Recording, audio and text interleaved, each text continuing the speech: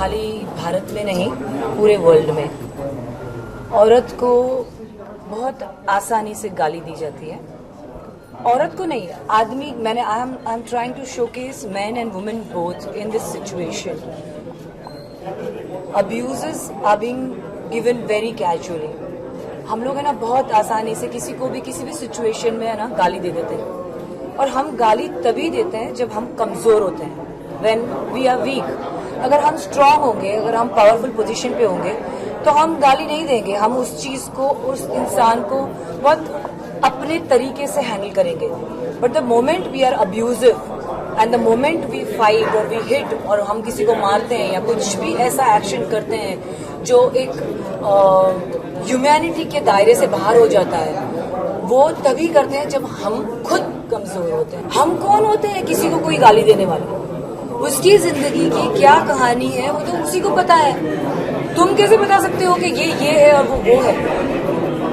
So what ever the situation it is, वो उसकी कहानी है और वो उसको जीने के लिए छोड़ दो। यू डोंट जज। मैं फिल्म फेस्टिवल्स में ही लेके जाने के लिए मैंने इसके लिए इंग्लिश सबटाइटल्स लगा के रखे हैं फिल्म में। यूट्यूब पे भी मैं सबटाइटल के साथ में डाल रही हूँ, और हमारा चैनल है यूट्यूब पे, रोल्स एंड रील्स, उस पर ये पिक्चर अपलोड की जा रही है।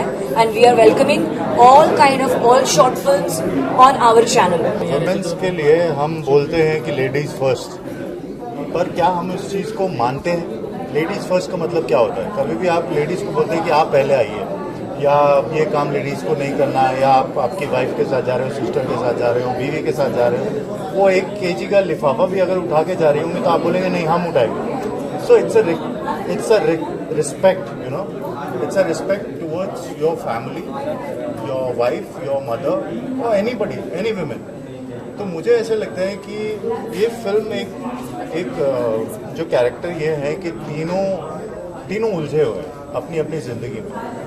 Nobody is content. जिस किसी के पास कुछ भी है वो उससे संतुष्ट नहीं, उससे बाहर निकलने के लिए वो फिर गलत रास्ते अपनाता है। और जो विमेन का ख़ास तौर पे हमारे हिंदुस्तान में जो डिसरिस्पेक्ट हो रहा है, या कानून बड़े कमज़ोर हैं, और जो निजी तौर पे हम सोचते हैं कि यार ऐसा होना चाहिए औरतों के लिए, पर इम्प्लीमेंट होता है नहीं होता है, कितना क्या हो पाता है, गवर्नमेंट क्या करती है, लॉज क्या बन रहे हैं। बट ये फिल्म हटा दे, सब गवर्नमेंट के उसको हटा दें। हम सिर्फ अगर हम इस फिल्म की बात करें तो ये एक इंसान की सोच है कि वो एक्चुअली चाहता क्या है। मुंबई शहरों में आई थिंक ये सब खत्म हो चुका है।